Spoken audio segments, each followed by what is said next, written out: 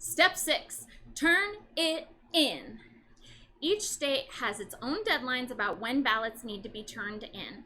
All of them are super specific and individual, so look up your state.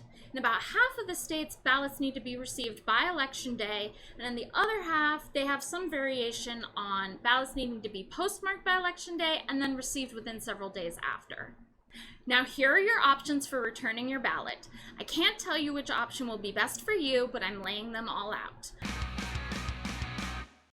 Option A, mail it.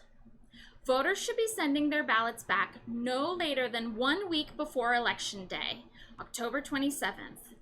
I would recommend sending it back even sooner if you're going to be sending it through the mail.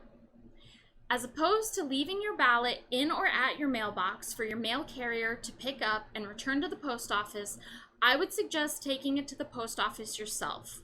And rather than leaving it in a collection box there, I would suggest standing in line and taking it to a clerk so you can have them postmark it as received right in front of you. This is muy importante, especially in states where a postmark is required for a ballot to be considered legitimate or a ballot needs to be postmarked by a certain date.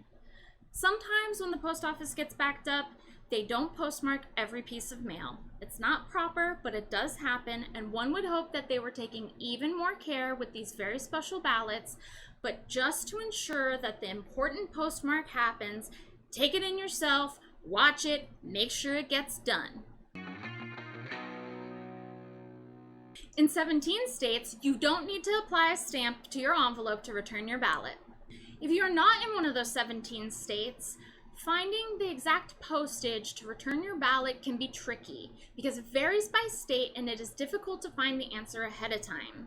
It should be printed on the envelope how much postage is required. In some states, this can be a cost of up to $1.65 or 3 forever stamps.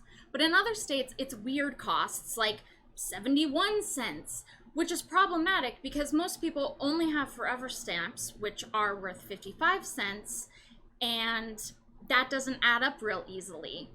If you have a cost of, say, 69 cents and you only have forever stamps, you can always overpay by affixing 2 forever stamps and overpaying by 41 cents.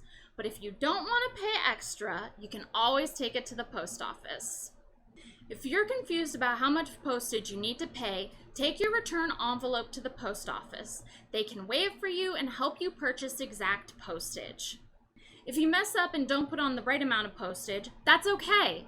It is the USPS's policy to process and deliver your ballot anyways. If you don't know how much postage to pay, don't have any postage, can't get to the post office, or can't afford the postage to return your ballot, you can also take it to a secure drop box.